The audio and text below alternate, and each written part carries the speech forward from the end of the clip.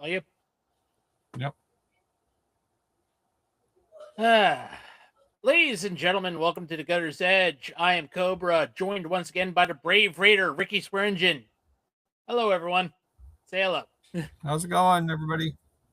I'm good. Ah, well, uh, I had a very interesting league night last week. I did do a little bit Hmm. better than I did the week before. However, I did have a bit of an issue. Before the league started, I decided to hit the balls that I was going to use, which was a Storm Alpha Crux, Storm Dark Code, and a Storm High Road Pearl. Yeah. I hit all three of them the same. I hit them all with 3,000 grit. Uh, Aberlon didn't polish any of them, and I just sanded them down. Changed the surface on it, and obviously it acted a little bit too wild. I didn't hit the pocket that much. I did strike, but they were all Brooklyns, and got complaint from my teammates because one of my teammates said you shouldn't have adjusted the surface on them, or you should have added some polish. Um, and I got in my head, and I didn't know how to get out of it, and my game pretty much suffered at the end of it. Yeah. Uh, So how'd you shoot? um, I had a 450 series, Oh, so I had 150 average. Uh, so it wasn't really the best. Wait, no, 450 was the week before. This one was like a no, it was 450. I'm sorry, because I told everyone it was 450. yeah. I had a five. I had the highest series on my pair. I think I had a five 558. Hmm. Yeah, I had 558. So I had 205 my first game, 193, and like a 148. So, Yeah, last game I got too tired. yeah. Um, I can definitely tell you. This is I'm about to head into the second third of my league. 33-week league, 11 rounds, or 11 weeks is up, every, standings reset, obviously. So that's how they do it. I can definitely tell you I'm surprised my back hasn't given me fits. Which is surprising to me. I mean, I Yeah. must be doing something right as far as before I even go to the bowling alley, I hit the gym, and I mainly just do yoga, but it must be doing something right. Well, that helps though. Hmm. Yeah, I think that helps. Yeah, Getting that stretch in and exercise a little bit. yeah, loosen things up. And also I've been, before we even get to shoot, I grab a roll on, muscle rub, and just apply a little bit to my back as a reassurance, like biofreeze or something like that.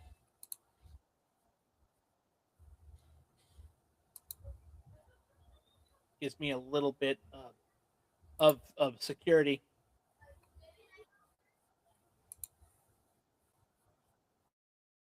But So you say you need. So the show is called Moving question mark.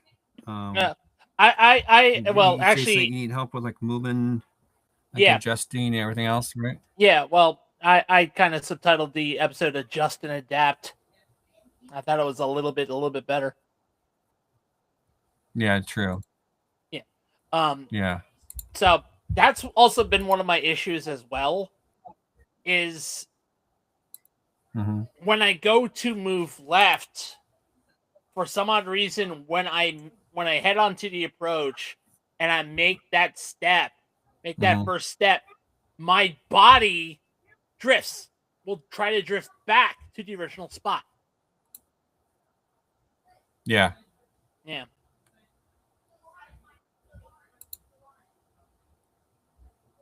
So Well, I can. Let's see. I'm gonna send somebody. I'm gonna send Brandon the link. yeah. I mean, So you can any get on and like talk with us and perfect. I know that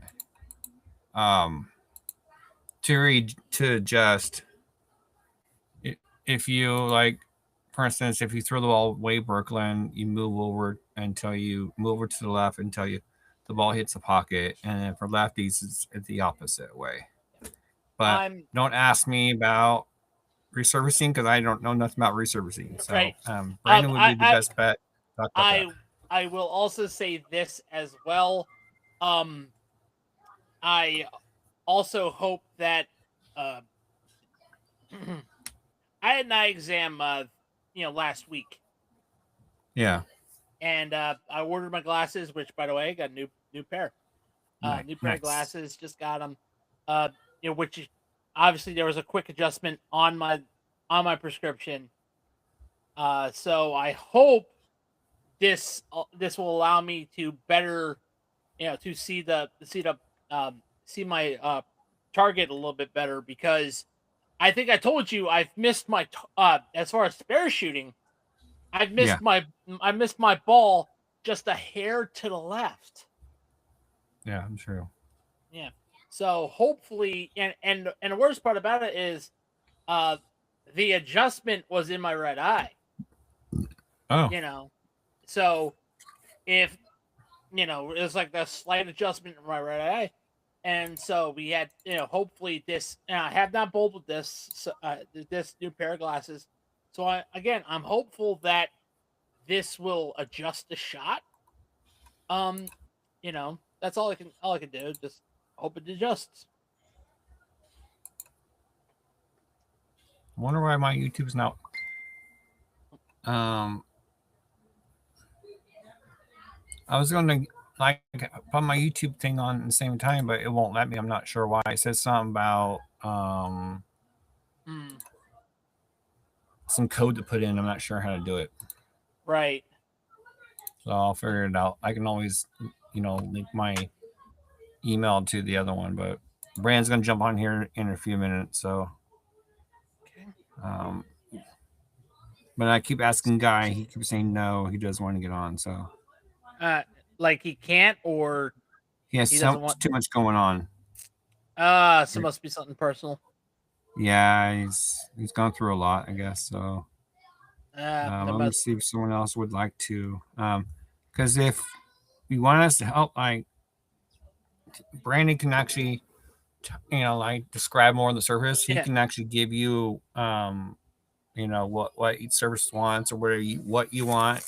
I don't do. I just do out of box finish. So I don't know Yeah. if he does or not, or but you can ask. You can ask the question um, on servicing, but like on Well, adjustment, maybe you pull up your live video. Do you have your live video on record, or you can pull up and let us watch it, and we can critique it, whatever. I don't have that, Are you unfortunately. done? Okay. And right now I'm at my house, which is my studio. Yeah. So just a heads up. But um, hopefully, one of these days I'm gonna have to do that. But um, I think that's one of the main reasons why I wanted to do this podcast, Gutter's Edge, Yeah. um, is because I'm getting back into league bowling, and at the time I was a 171 average bowler, and I just need to adjust and adapt to how my style has changed, because I used to have a long slide. I used to actually carry a slide. I don't carry a slide anymore. I just plant my foot now, because of how my body had to adjust. The speed has gotten closer to where I was when I Mm-hmm. did slide. Um, but it's not there yet, because when I slid, I had like a 13 to 15 mile per hour ball, and now it's down to like a 12, 13, or not 12, 13, but a 10, 12, Mm-hmm. which Yeah, I throw 15 right now. So, yeah, it's a big adjustment from when I started out 16 and down to 15. So maybe eventually I'll go down to 14, but 15 feels more comfortable right now. that's with me as well. 15's all I've thrown. It feels it feels very comfortable. It's perfect for what I'm using. Yeah. And also I, also prep myself with kettlebell swings too.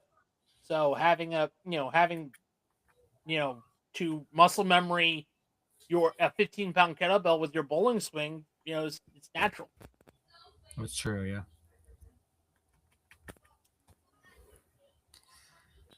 So anyway, I can show you. Well, let me ask if it's okay to share the new balls.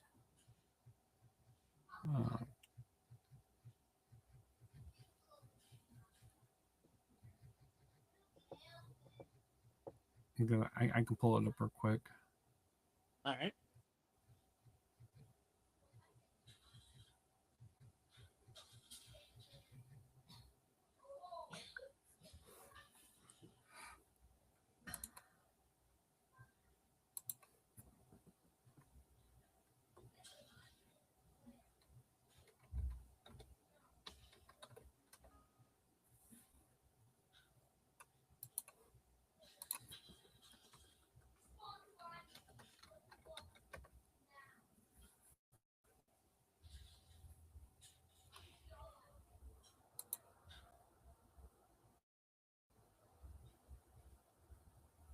By the way, I just wanted, but while you're doing that, I wanted to give a little off bowling topic here. But last time we did this, the Super Bowl hadn't happened yet, so I wanted to, of course, give a quick congratulations to the Seattle Seahawks on defeating the New England Patriots and stopping the evil empire for coming back. Thank you, Seattle. Oh, I love it. Oh I yeah, love it so much because I hate New England, but I wanted the Seattle to win because we got our coach. yeah, So yeah. I mean, I was going to make the joke that Tom Brady willed your coach to win the Super Bowl so he can come to Vegas, but that's a bridge too far.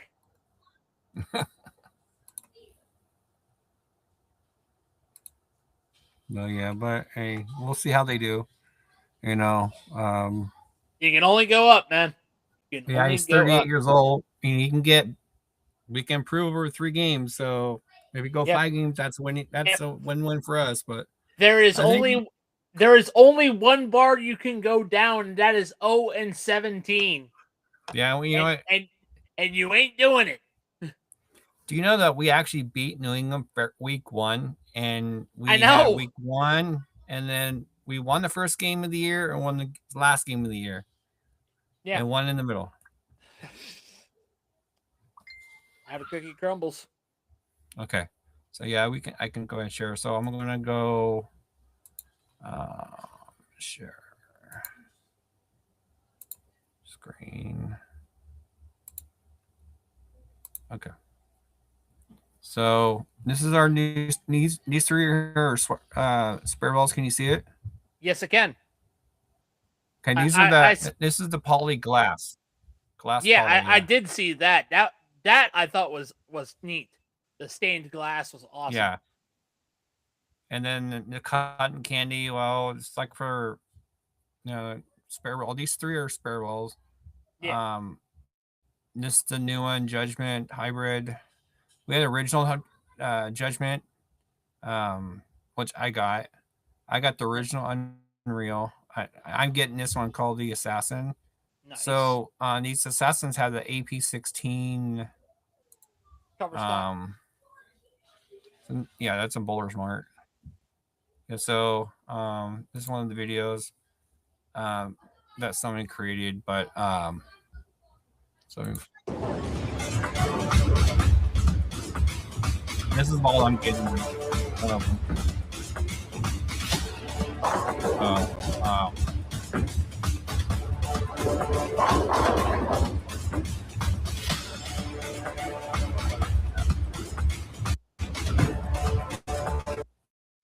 that's the one, and I'm thinking about getting the serpent as well.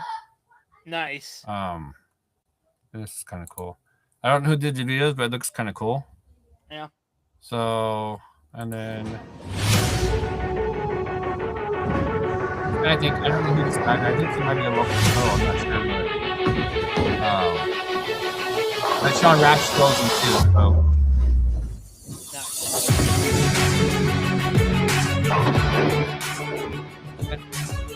Sean Rash is not with. No, he's not with Swag. No. He's a free agent. Oh, he's a free agent. He just He's not with 900. Stuff on tour. Nice. No, he just throws our stuff. Oh, nice. Yeah. So I have this one. I just got this one today. That ball right here. I threw that in League on Sunday the Fusion. Okay. I couldn't keep it. I couldn't keep it on the lanes. Oh no! You mean it went from one gutter to the next? Is that what you're referring to? Not that bad, but no, not that bad. Or that it wouldn't hook. Yeah, not that bad, but this is. Yeah, and I got the judge on here. But other than that, it's pretty much the one GC on top, or the new ones right here, the top 6 or the 7. No, actually, yeah, these 9 just came out. Right. So that's our new stuff. So I'm hoping I can show you a comparison on exactly how my bowling style has changed. So I want to, let me all right, hold up. Okay. Riverside. All right, so I'm going to share. Okay. Go to actually my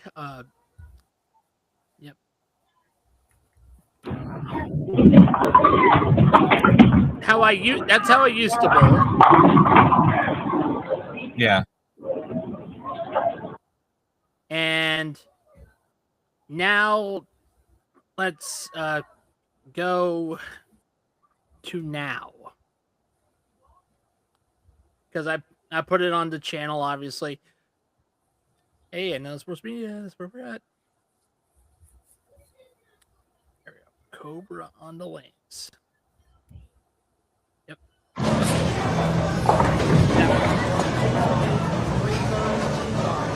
Just going to show a little bit of it. Okay.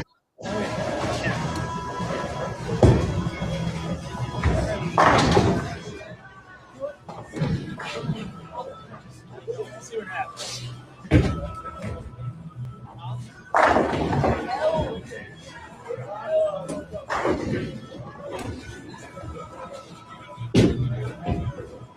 Yeah, see, I no longer slide anymore like I used to. You plant? I plant now, yeah. Yeah, that's what I do. I've always planted my whole life, so I've never slid. I'm afraid if I slide, I'll keep sliding. So I showed you. I used to be able to slide long. Actually, I slid a long way down the lane. You know, I still do use a 10 sliding sole. So it's what I feel most comfortable with it, you know, and I still use it on my shoe despite planting. Yeah. But yeah, it takes time though. Yeah. Like readjusting, slowing your steps down a little bit. I think it'd be good. I know you said you increased your spare shooting, so yeah. So I did see recently in the PBA news that Randy Peterson is no longer going to be the lead color commentator on the PBA tour. It's Kyle Spencer, I think his name was, or what was his name? Kyle Spencer? Yeah, I think it was. I think it was Kyle Spencer. He's a professional, right? Yeah, and he's now going to be like the Kyle Sherman. Kyle Sherman, excuse me. Kyle Sherman. Why did he step down though? I don't know why Randy stepped down. I also don't know why Kyle Sherman stepped up. So yeah. this ought to be interesting. But is he? Unless he's not bowling this year, I don't know. Yeah, unless, which I wouldn't put it past him. Yeah. But it is to me interesting because, I mean, I grew up with Bo Burton, and obviously I had I listened to Bo Burton, and you know that was my telecast. It was with Bo Burton. So then of course Randy Peterson would later step up, over Nelson Burton. So But this will tell you what it is.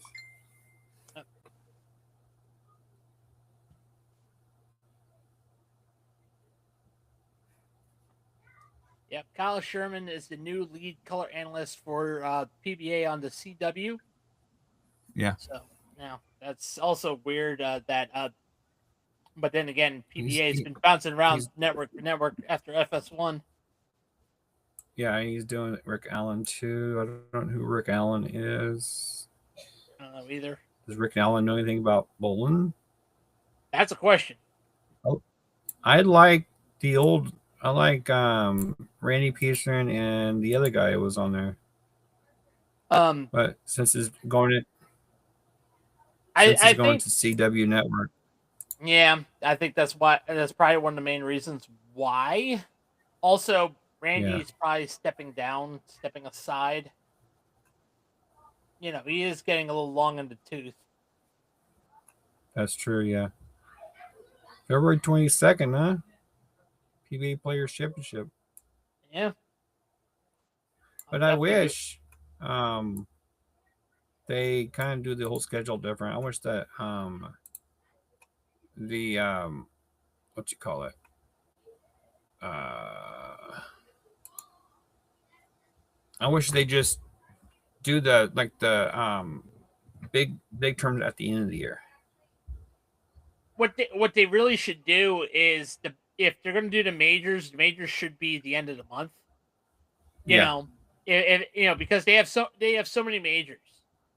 Kind of like a WWE schedule, have like Raw and SmackDown and at the end of the month. Yeah, end of the month should be it should be the majors.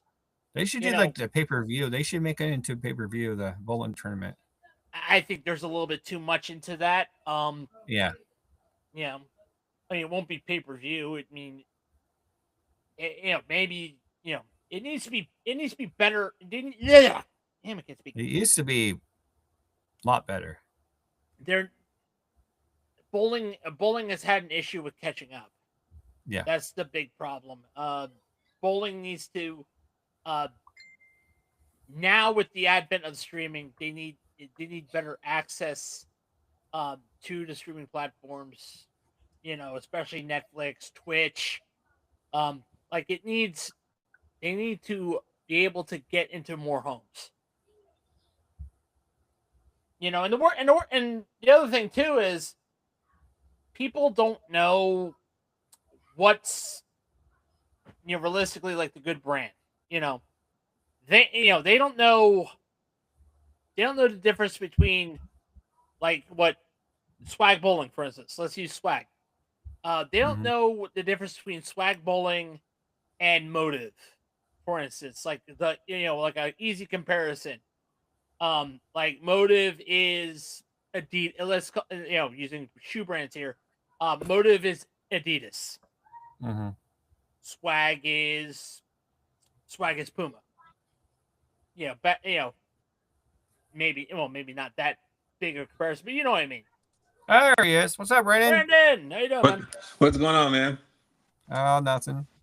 We're just talking about PBA bowling that's coming up, and then also we're talking about adjustments and resurfacing. Yeah. Oh, nice.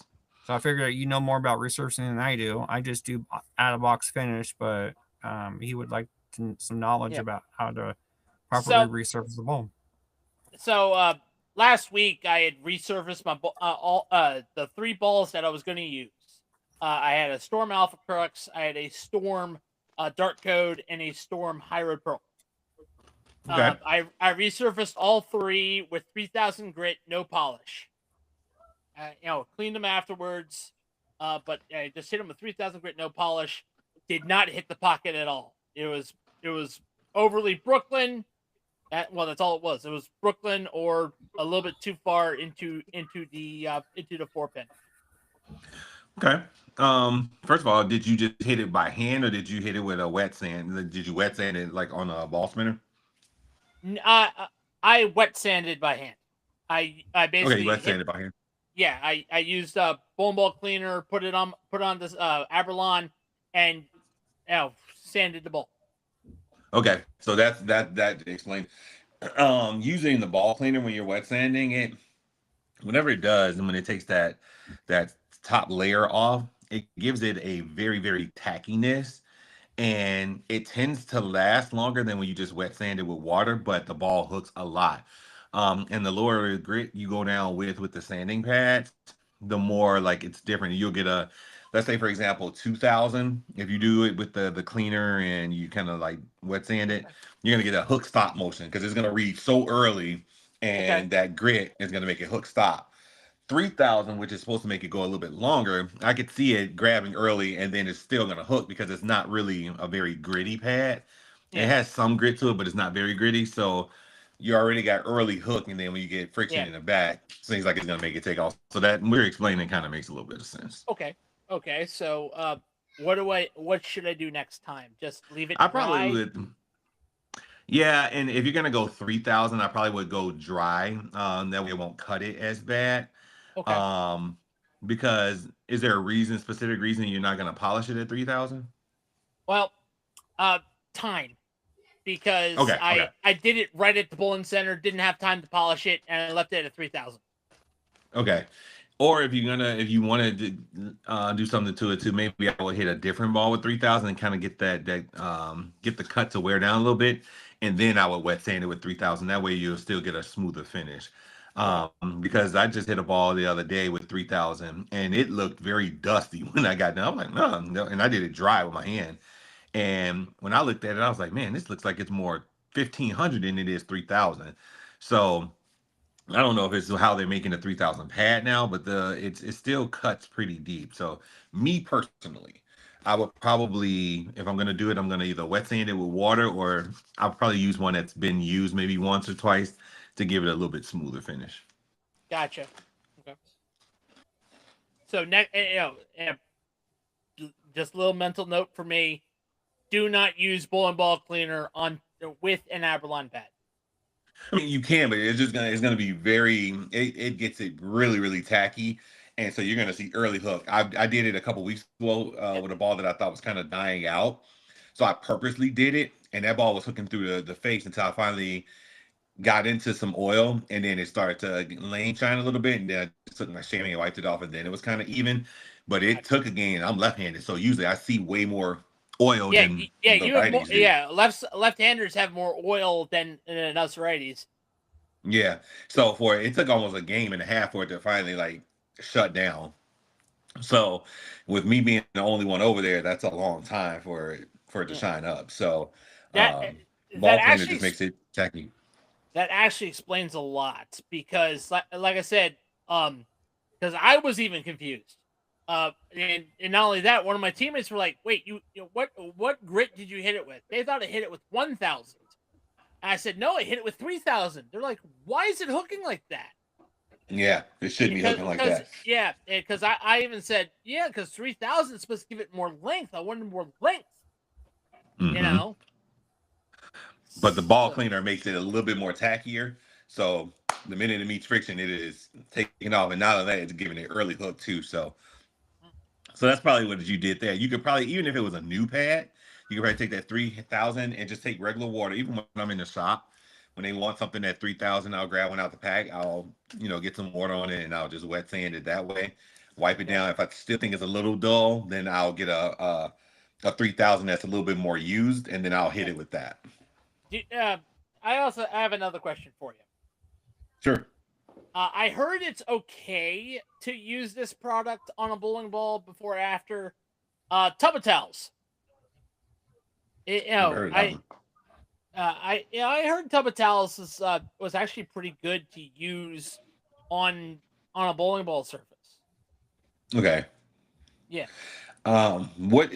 How do you spell that? I want to see what it looks like. Hold on one second. I think I can bring it up for you. Hold on one second. Tub o towels. Oh, Tubbo towels. Yep, tub of towels. Let me share it. Hold on one And second. you can share it too. Yes, I can. Screen. Boom. Sure. This, Brandon. Oh, Tubbo towels. Okay. Yep. Yeah. Let's take a look at that and let's see what it looks like. Yeah, here it is right here. Heavy duty cleaning wipes. Is it some type of degreaser? Yes. It's a degreaser, has some lanolin in it. It's a multi-purpose. It's a multi-purpose cleaning wipe. Yeah, I probably. If I'm probably like just doing a safe cleaning, maybe I would do this. I tend to stay away from products that are not specifically made of bowling balls. Now, I would do something weird like this. There is what is it? Simply Green, is it? Yeah, I've heard There- I've heard Simply Green a long time ago. Yeah, they do. What is it? Like 33% water. Then they do like a 33% Simply Green, and then like a 33% alcohol. Yeah. I know they could do that. That when I do balls in the oven, in the ball oven, sometimes I'll take some 409 with some alcohol and I'll get that as it's in the ball oven, but once it comes out, I still hit it with a ball cleaner. Just to make sure I get all the active residue off. Even when I hit it with the tub with a wipe of the tub of towels, I still hit it with ball cleaner afterwards. Okay. Yeah. Yeah, So I mean, if it gets the dirt stuff off, why not? Yeah. I definitely do it after lanes after league is done because it's quick. Just grab a wipe. It's quick. Wipe down. Boom. Okay. Yeah, I personally would suggest that you use, because they do have these type of bowling ball wipes that you can use. I don't know exactly what's in this, so I try not to, because I see it could be used on grease, tar, ink, paint, dirt. So I'm not sure what it actually does to the cover stock. Yeah. So I guess there would need to be more of a study. So I would probably stick with the ones that they actually make with the bowling balls. Right. But if I'm gonna do something similar to this, like a degreaser or something, I would use the ones that the USBC approves of. So like and I did see that USBC actually did approve tub of towels. Oh, if they approved it, then fine. Yes. Yeah. That's they approved it then. Because I before I even bought it, I checked because I don't want to basically get buy a product, use it, then all of a sudden get bopped by the league. Yeah. For using something that's not approved. Yeah, I mean, if USBC has approved it, then yeah, you should be good. I have never used it, but if they approved it, that means somebody has brought it to their attention. And they probably tested on bowling balls to make sure it doesn't do anything weird to them or anything like that. Yeah, and then go for it. That's what I say. Yeah. So I heard you guys were talking about the PBA too. What was that conversation? Yeah, we we're talking about the Kyle Sherman's taking over the lead analyst over Randy Peterson. Kyle Sherman, I don't know if you guys have ever watched his videos, like his YouTube channel. Kyle Sherman's very good. I don't know what he's like on TV, but he's very informative on his YouTube channel when he's like explaining bowling ball motion. He goes into details about things like that. I don't know. I mean, Randy Peterson has been doing it a very long time. He's been doing it for at least 30 years. Yeah, he's been doing it for a long time, so he's seen everything. He kind of knows it. Only thing I could see with this is as the CW is doing this, they're just going for a younger audience. They're coming up for the younger bowlers. Yeah, I that's what I'm thinking. They want a younger hand. Yeah, you go with a younger audience. I know what's her name? She coaches down at Weber University. She's on Brunswick staff. Not Can't think of her name right now. Not Shannon O'Keefe. No, Sid Brummett. Okay. Sid Brummett, I know she does some of the stuff like with USBC. I see her at the college arena because my son bowls in college. But so I see her when that in that arena, and they say she's really good too. So I think it's just one of those things that they're going for a younger crowd and they're just kind of phasing out the older guys. Now, Randy, I don't know what his stance is on like certain things like two-handers or urethane or things like that. At But the time, I do remember he was doing a when they were doing the PBA Clash with Sean Rash and Jason Belmonte. They actually had the cross panel with two-handers. Jason Couch shat all over it. Tommy Jones, kind of was indifferent to it. So was Chris Barnes. Randy Peterson said he was for it. So. Yeah, it's one of those things where as bowling is moving in a different direction, you come to find out that the older generation of bowlers tend to be a little tend to be a little less forgiving for some of the things that are going on in bowling today. And if you want to progress the lane or the game, you have to kind of, I ain't gonna say accept what's going on, but understand like how it can make the game better or how it can be pushed. So maybe that, like I said, maybe that's the reasoning for it. I mean, all I have to say is if it can keep the sport of bowling alive, I'm all for it. Even if not everybody can do it, if it can keep the sport of bowling, the game I grew up loving as a 3-year-old, I'll take it. Yeah. Yeah, one-handed bowling is not going away. No, it's not going away. And it's because, like you said, two-handed bowling is just not for everybody. And to that point, and besides, there's multiple ways you can swing one-handed. Yeah. There's multiple ways you can swing two-handed. So it's not like it's, you have to bowl this way, you have to bowl that way. No, where does it say in the rule book that you have to swing your arm a certain length? You have to, you have to hold, you have to grip your ball a certain way. You have to, hold, with two hands. You have to, shovel it a certain way. Right. There is nothing in the rule book saying how you swing your ball. Yeah, and I'm indifferent to it. My son's a two-hander. And obviously my son started picking up bowling. When was that? He was a little bit older though. He was like 14. So Belmonte had been on his run already, and Palermo had already won his show. When sorry, Brandon, sorry to interrupt. No, go ahead. When I had started bowling, getting back into bowling in 2009, my older brother Ricky was joining me, not this one. So my older brother Ricky, before he had a knee infection that basically destroyed his knee, he actually bowled two-handed with thumb. Okay. So, that was and he's my older brother. So, and two-handed bowling had just started to come into prominence, and normally that's a younger generation, bowling. Yeah, but my brother bowled two-handed. Yeah, and it's not a new thing, and that's the thing that a lot of people think it's the new. It's not. They've been doing it for a while.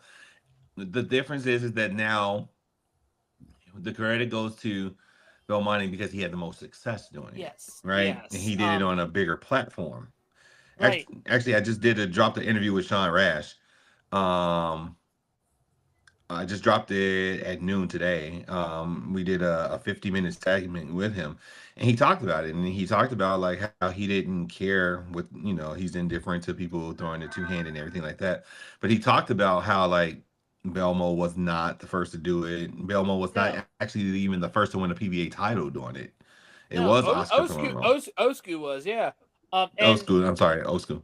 When I asked my brother about how he learned how to bowl two-handed, he said it was actually from someone from the 90s. I couldn't place who it was, but he said that his style of bowling was similar to someone from the 90s. so I couldn't, I just can't remember who. Mhm. So yeah, the sport will be fine with two-handers. Um, it's gonna go with their high rev rates and their high pocket hits and the way that they throw friends around. I've been able to witness Sean Rash. I've been able to witness. I've actually bowled against Sean Rash. He doesn't even know. We did a show yesterday. He doesn't because we were both young then, and we were bowling in the state tournament. 'Cause me and him are actually from the same state. Well, he's Oh, from oh, Alaska, but he lives in I Illinois. was, And, I was but about to say uh, we're gonna have him on this show later on this month, and all I gotta say is I hope I don't fangirl too much. the show, like I said, we did it yesterday. I actually just dropped it in our fans page. I actually dropped it on my Facebook page, but um, I've actually had a chance to watch Ryan Barnes up close because my son bowled against him in college. He's 2 years older than my kid. And Ryan actually beat my son in a one-on-one match in a collegiate match they were bowling to try and get to the national championship. My son lost to Ryan. And I actually had a chance to talk to Linda Barnes, and I actually had a chance to talk to Chris Barnes Yeah. as our kids were bowling against each other. And I asked Chris, I go, how is this different than what you do? Obviously, I don't know if you guys know this, in the college game, these kids get to the bowling center for a college match 6:30 a.m. and sometimes they don't leave the bowling center until 5:30, 6:30 p.m. And these are college kids that still have classes and jobs and things like that they have to do. And he said it was worse.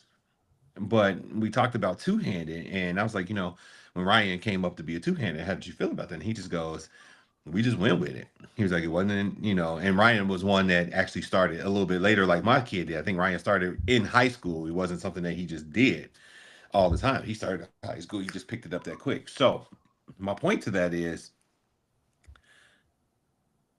kids can pick up the game a lot later with this two-handed, right? There's a lot of kids that want to play baseball. They want to play football. But some of those dreams go down the drain after a while. One, if you're not 6'7", the odds of you making the NBA is it's just not gonna happen. If you don't run a 4.4 or 4.3, the odds of you making the NFL unless you're super strong, that's just not gonna happen. Yeah. Baseball is just a dime a dozen anyway. This is a sport Yeah. that they can pick up quickly and they could pick it up later in life, and that's where the two-handed is going to make the sport grow because people are going to bowling is one of those sports, once you start doing it you can't stop. It's like golf. The first time I picked up a club, I'm like, I don't want to play golf, and then all of a sudden I hit the balls and I'm like, oh, I could do it again, and then I hit my first course and I'm like, then I was doing it every day. So yeah, it's something that you can pick up. I do have a quick golf story about that too, Brandon. So Mhm. I work at a lumber yard where I live all the way in the East Coast, and I'm surrounded by a fuck ton of golfers, because that's all they do is golf, golf, golf, and I'm a bowler, so they're just goofing around. They start grabbing some balls and start teeing off, right? Well, some of the guys who can't, basically like, oh, hey, pick up a golf club. They start swinging. They can't swing for crap. Pick up the club. I'm like, all right, crack the swing out of the way, and I hit it farther than them. And it's a sport that you can pick up very quickly. Yep. Golf, I think bowling you can pick up a little bit quicker than golf. Golf is Yes. that's and bowling you can have more fun. You can have a little bit more fun, yeah, because golf is expensive and it's frustrating. You can't do certain things. So with two-hand bowling, it makes the sport fun. It makes little kids. It's interesting to little kids because they're like, "Hey, why is this guy throwing it?" It's something that they can do at a small age. Not- A little kid can not pick up just a little Nerf and throw kids. it. I'll have to add, not just little kids. If my dad, before his body broke down, saw two-handed bowling and was perplexed by it. And for the older generation, you see two-handed for the first time, you're like, how? That's your immediate response. How? Walter Ray. Yeah, he's two-handed. He just started doing. Not only is he doing it two-handed, I think he's also doing it two-handed and left-handed, right? Yeah, two-handed lefty. There you go.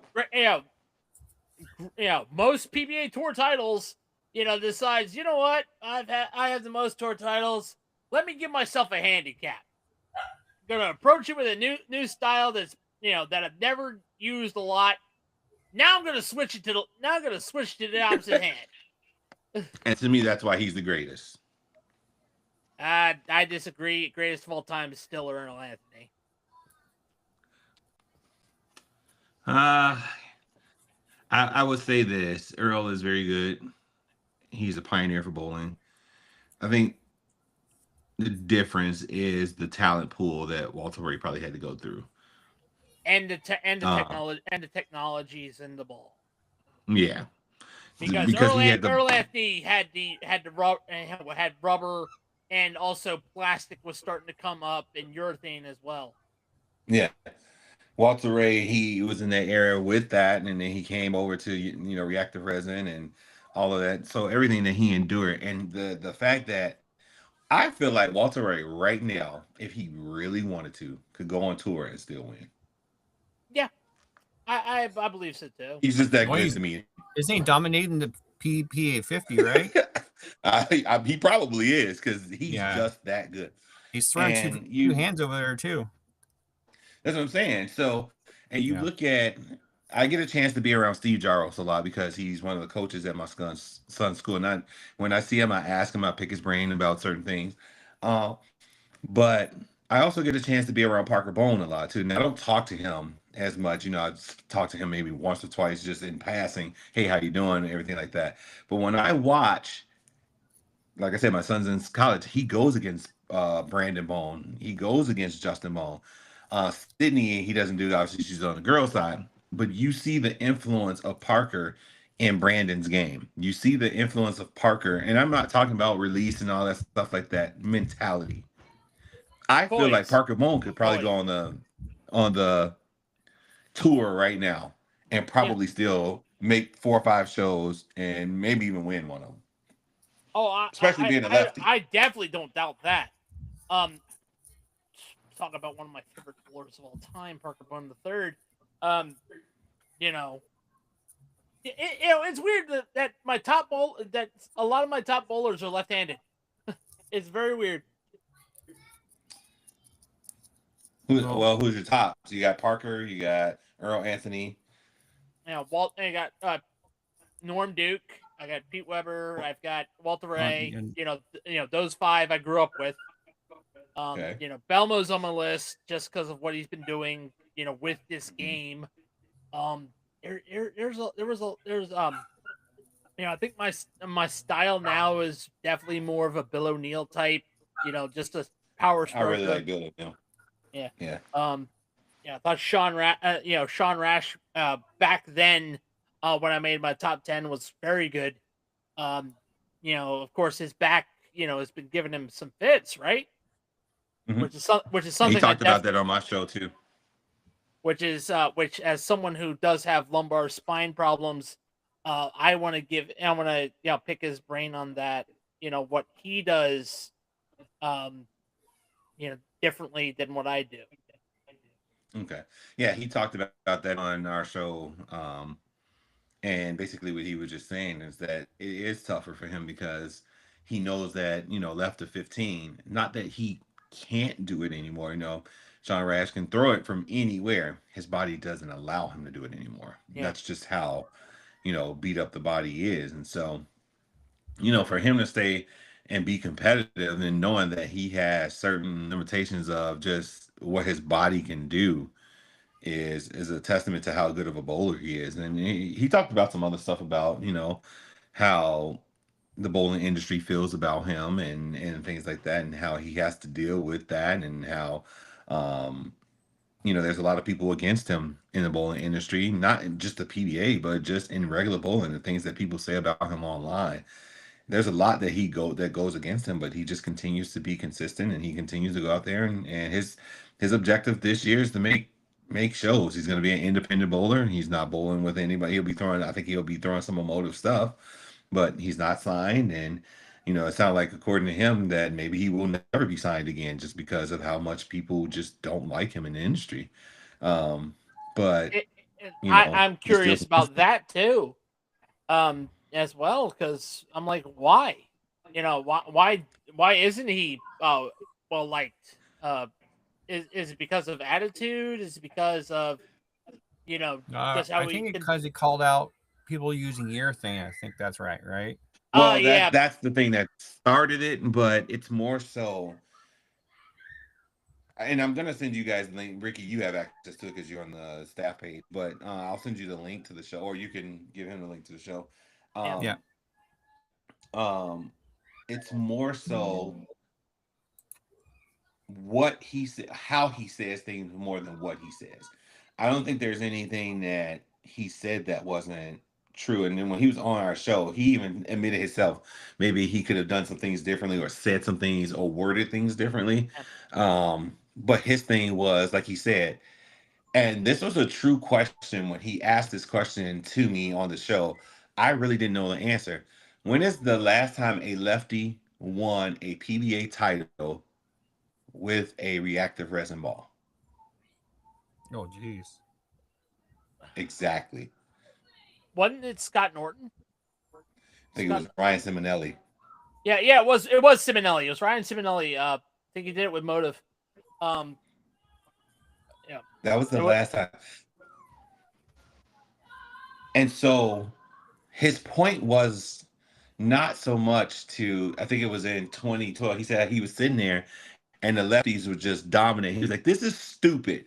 He's like, this is, he called out your thing. He's like, the lefties already have a little bit easier on that side, but you got these bowling balls that, and his idea, and when he said it, it made the most sense. And I don't agree with Sean all the time. Some of the stuff that he's done, I'll be the first to yeah, admit. And he's a straight shooter.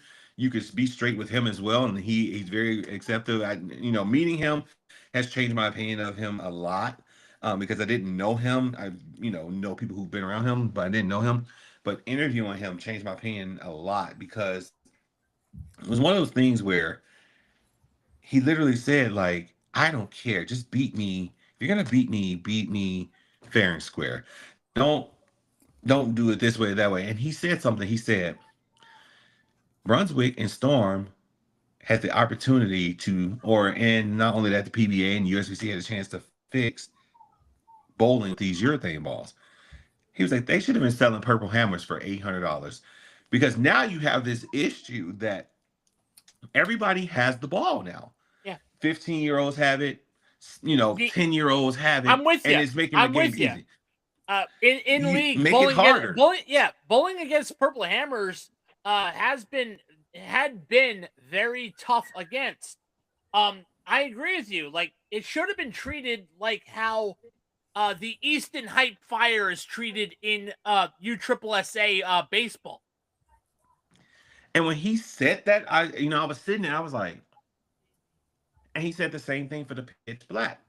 He said those balls should have been, you want this ball, you're gonna pay for it. You don't want to just have a ball that you could just put in everybody's hands. So it was a very interesting thought. It's like giving every single person a fire. Best way I can describe it. And people are scoring with it. Now, I personally don't have a problem with it, but in league, now I'll tell you what I've done to people that throw your thing in league. I especially on the left side. Now there was a incident, and Ricky probably knows this because I posted it in our page. Oh dear. We had 6 lefties on the pair, which is very unusual, but I'm not worried about other lefties. I just know that my moves are going to be a little bit quicker. Great challenge. One guy pulls out a black hammer.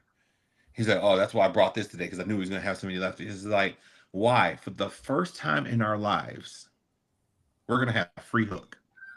Why would you throw your thing on the lane and take the one time in our lives where we don't have to break the lane down and have free hook? Do you know how we could beat up on the righties with free hook? And he was like, yeah, it's going to be hooking too much like that. And I told him, I promise you, if you pull that ball out, the first time my ball doesn't hook, nobody on this side of the lane is going to score. I'll go double, and then I leave the bucket. And I'm like, okay, maybe that was me. The second one, I'll leave the bucket again. I go right in my bag and I grab the ball that was at 220 grit. And I absolutely destroyed the left side because it's one of those things where, okay, now show me what you're going to do with this bowling ball because you can't bowl without it. I literally destroyed the left side. And then I moved all the way right and bounced the bowling ball off because I know most lefties can't do that. And I still shot 680. This is the point that Rash is talking about. Now, is that a jerk move? Yes, but it's also a jerk move for you to throw your thing in league. But here's my thing. You have the right to throw whatever you want. I will never tell somebody they cannot throw something. Yeah. You paid for it, you can throw it. But my job is to adjust to it. So if that's what you're going to do, my adjustment is going to be this. It's the same thing with two-handed bowling. It's the same thing with two-handed bowling. You know, people think it's an unfair advantage. I'm like, adjust. I'm with you on that.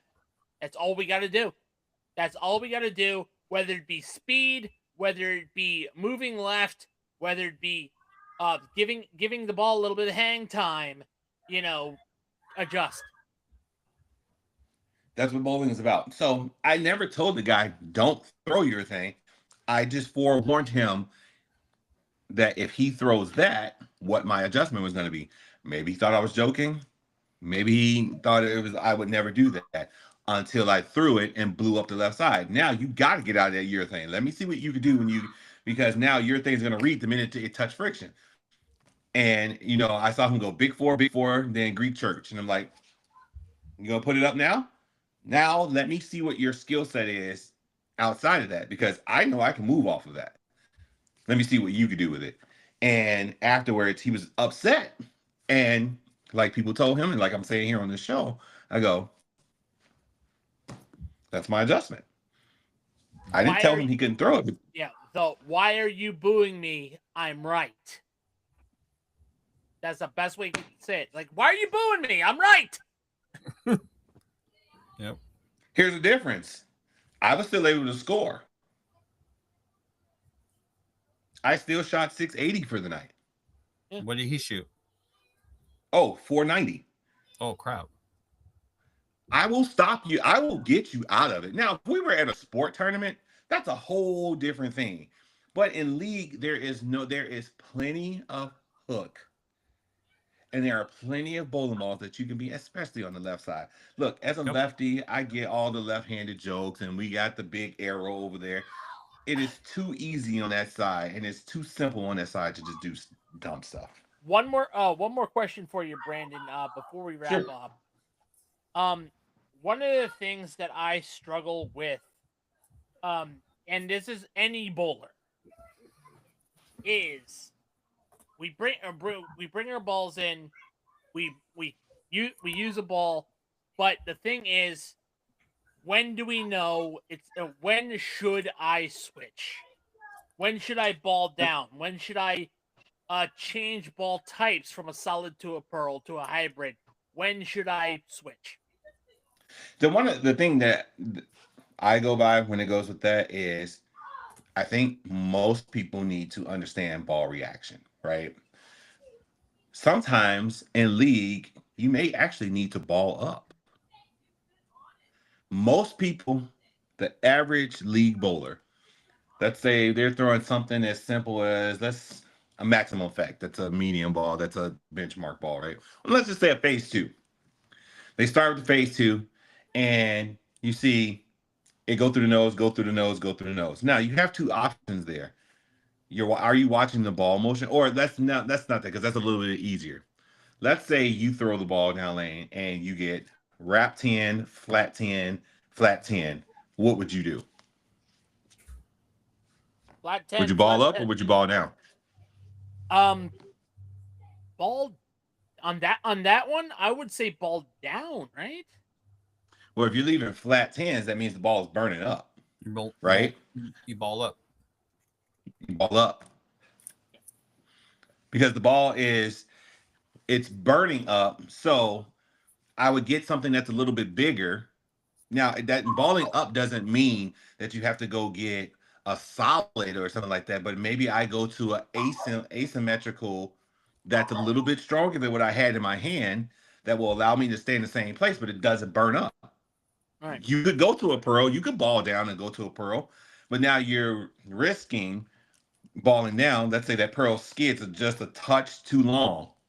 You 2-8-10 on the right side. I would ball up. Okay. That's just me. But for everybody, it's different. It's understanding what's happening on the lane. If So- I am watching a flat 10 and I am watching my ball go this way, hook and go forward, the ball is dying. I need to get something stronger So, or addendum. something longer. Addendum. In my arsenal, the balls that I carry in, I bring in 6 balls plus a spare. My balls are Alpha Crux, Dark Code, Virtual Gravity Blackout, High Road Pearl, IQ Tour AI, and Night Road. A lot of similar balls there. Yeah, a lot of pearls. Yeah, a lot of similar balls there. So usually what it sounds like for you, what happens is when you get in a box, you're stuck. You're in bowling jail because whatever you move to is just very similar to what you already just came out of. And that was one of the things that I had to learn. I had, as a lefty, and I'm a rev dominant lefty, I tend to stay away from pearls because pearls do one or two things for me. They're very over or they're very under. So I almost had a hate relationship with a pearl until somebody came to me and I'm a little different because my ball speed is slower. So I feel like pearls you want to get it longer. Yes. You want to get longer. So I bowl with a lot of symmetrical solids. And one day I was just absolutely obliterating the pocket. And I could not, if I got the 7 out, I couldn't get the 10 out. If I got the 10 out, I couldn't get the 7 out. I got both of them out. Then I started blasting the rack, leaving 8s and 9s. And I was at my wit's end. And a guy came and he started going through my bag. He was like, Brandon, you're in the same thing. He was like, you just got this one that's a touch stronger. This one is a touch weaker. He was like, but you're in bowling jail. There's nothing I couldn't move to. What we have to learn to do as bowlers is make sure that our bag has a purpose. Okay, I got a big ball. I got this big ASIM that's going to be for longer oil or sport patterns or whatever I need to have it. Okay, got a big ASIM solid. Then I go to my benchmark. Then I go down to my pearl. Then I go to a hybrid. Whatever it is, make sure that that bag is even. So, so if I were to say right now, buy a brand new bowling ball, where should I go? If you it says I gave you my arsenal, what direction should I go? Yeah, you need something in there that's going to be more benchmarky. You don't have any. I mean, your Alpha Crux, I think that one was considered big, right? Yeah, that's the big big boy. That's the big ball. And also I don't use that often anymore. Where's your ball that's like similar to a phase 2 or any tour or something like that? I do it. Like I said, I told you I have the Tour AI, the IQ Tour AI. But that's still kind of pearlish. Yeah, that's really very weakish. Yeah. Yeah. I think right now, probably, it's, I don't have a benchmark. It's all that's it. Yeah, just fine. And just how would I? How am I gonna? I need to determine what would be my benchmark then. It would be Storm Phase 2. I mean, that's the greatest benchmark of them all. I mean, you can even go with a regular IQ Tour. And that one tends to be a little bit flippy on the back end, but you can kind of get a read off of. But if we're being honest, and I'm a swag staffer, if you're going to ask me what is the GOAT ball, it's going to be Phase 2 IQ Tour High Road. Yep. Right. Or buy some more stuff too, maybe. Yeah, I mean, with ours, our stuff is starting to be really, really good, and it's starting to be right now. We have a ball that's the Fusion Solid. That I can walk in any center and I can line up that ball immediately. I can throw it. It's to a point where, for me, I don't even throw that ball in warm up. I throw everything else in my bag in warm up because I'm just getting warmed up. But when the lights go on, I know what ball I'm throwing. Well, that's changed. It's going to be the Craze Tour Solid. So should I I threw the swap out? Should I swap out one of my balls and bring in a ball that I've been keeping in reserves? The Storm matchup, solid. I don't remember that one, I have but a that doesn't matchup. sound like a bad idea. Yeah, I have a matchup Please, solid. Matt. I think the ball I can't bring out is the. I have a supersonic, but it's pinned down. It's gonna Yeah, start up a little early. That's not really my cup of tea anyway. And I had a skyrocket, but it cracked. I was gonna say you're going back a little bit now. I had a Yeah. skyrocket almost 12 years ago. Yeah, I got some old balls. Yeah. And by the I way, mean- Brandon, I'm throwing the fusion. I threw the fusion solid for the first time on Sunday. How'd you shoot? 205 my first game.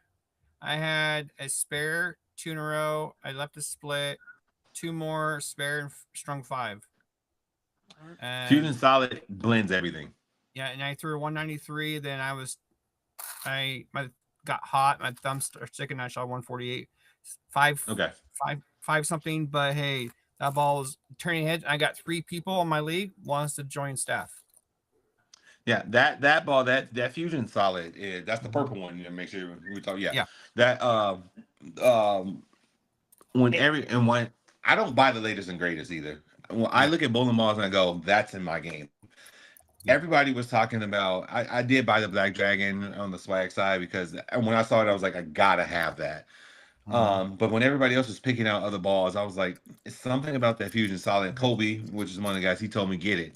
And once I put it in my hand, I was dominant with it. So I'm gonna, but that craze to a solid, Ricky, I'm telling you right now, I'm probably gonna shoot 300 a couple times with that, probably in the next couple weeks. That's probably what I'm gonna get. Probably I'm gonna think about getting the Assassin Craze Tour, and I have that one too. A Serpent, I think, but it's out of stock right now, right? So okay. Yeah, I think of course the Dragon Spare Ball, but. All right. Yeah, I have the Assassin, and that one's nasty, but that's a Pearl that's at 1500 grit. You have the Assassin? Mm-hmm. It's nasty on the back end. I bet it is. All right. So last question. What is your top 3 underrated bowlers, male or female? Last question of the night. Underrated bowlers. Yep. I will say the first one, and people don't give a lot of credit to this one, but underrated bowler, Verity Crawley.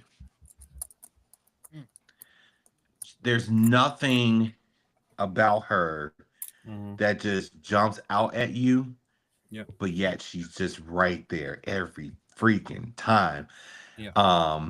She's just so solid with everything. And I don't know if you guys know her and Diana and Daria all went to school together at Weber.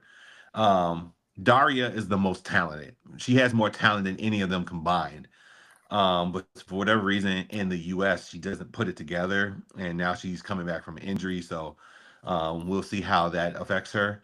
But I think she's just the most talented female bowler I've probably ever seen. And I've seen her in person throw it. She's just talented. Diana, just solid. But Verity, that would be one of my ones. Second one, underrated bowler. I would think, that's a really good one. That's a really, really good question.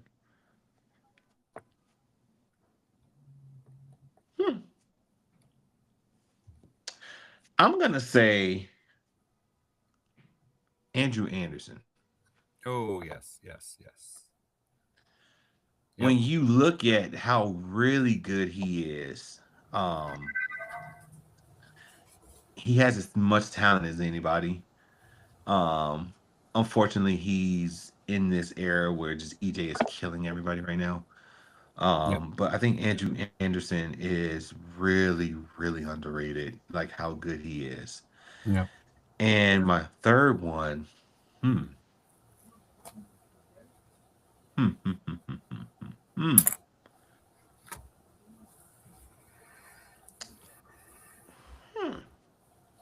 I'm gonna go out on a limb and say right now,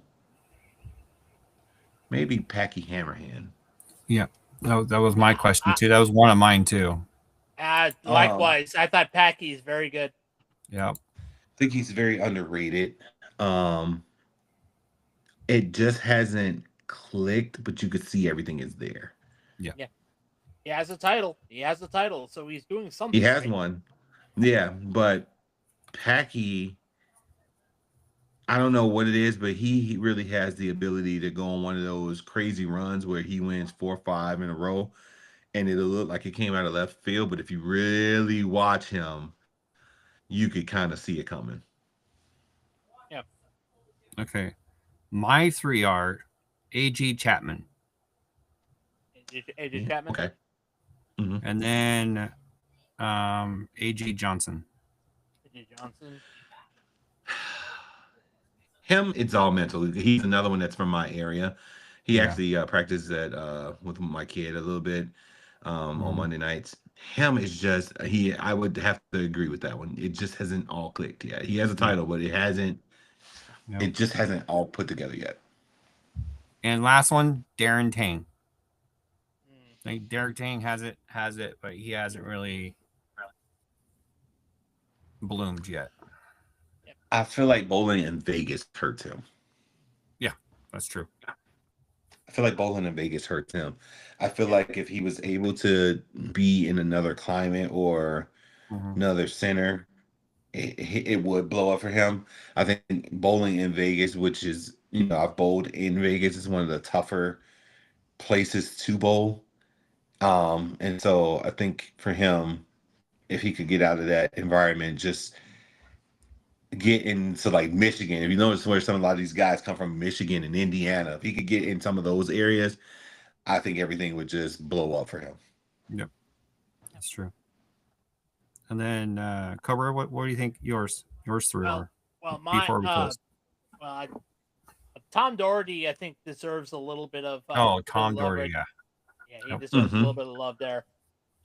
Going back a bit, even though he has a lot of titles, I don't think Norm Duke gets a lot of a lot of love per se. I think he's more underrated than overrated, if that makes sense. Like, he gets overshadowed by Walter Ray and Pete Weber. Yeah, he bowled in the golden years of bowling. Yeah, I don't know if I would say he's underrated though. I'm just going like all time, because it's been a while. I need to catch up on the tour per se, on the modern tour. So it's kind of hard for me to gauge the modern bowlers right now. I'm just going with what I used to see, but I do know that Doherty is underrated. And another one who bowled back then, who I thought was good and it could have been a lot better, even though he's kind of a dick, Ronnie Russell. Okay. Yeah, he kind of a dick. Well, first I thought you were going to say Danny Wiseman, but yeah, Danny Wiseman. You know what? Danny Wiseman. Oh man, I grew up watching Danny Wiseman. Danny Wiseman was really, really good. Again, he's one of the ones that got caught up in just the era that he bowled in. I mean, he was going against the best of the best all the freaking time. I could think you could say Jason Couch is underrated. Yeah, actually, yeah. Yeah, as a lefty, and I mean, I know he had some wins, but especially the three-peat, the three in a row, Yeah, but after that, it was really like nobody talked about Jason Couch. Even if you have discussions now, most people don't talk about Jason Couch. I think that's one that you could say. Another bowler that people don't talk about is Patrick Allen. I was just about to say he's another one, Patrick Allen. Now he's one I didn't care for, but Patrick Allen can throw the bowling ball. My God. Yeah. You want to hear an old school name? Rhino Page. Yeah. Everyone, look. All I got to say about Rhino Page, people thought he was going to be big, and he fizzled out. Yep. Yeah, Rhino. Michael Fagan Jr. too. He's another one that a lot of people thought he was going to be really, really good. Yep.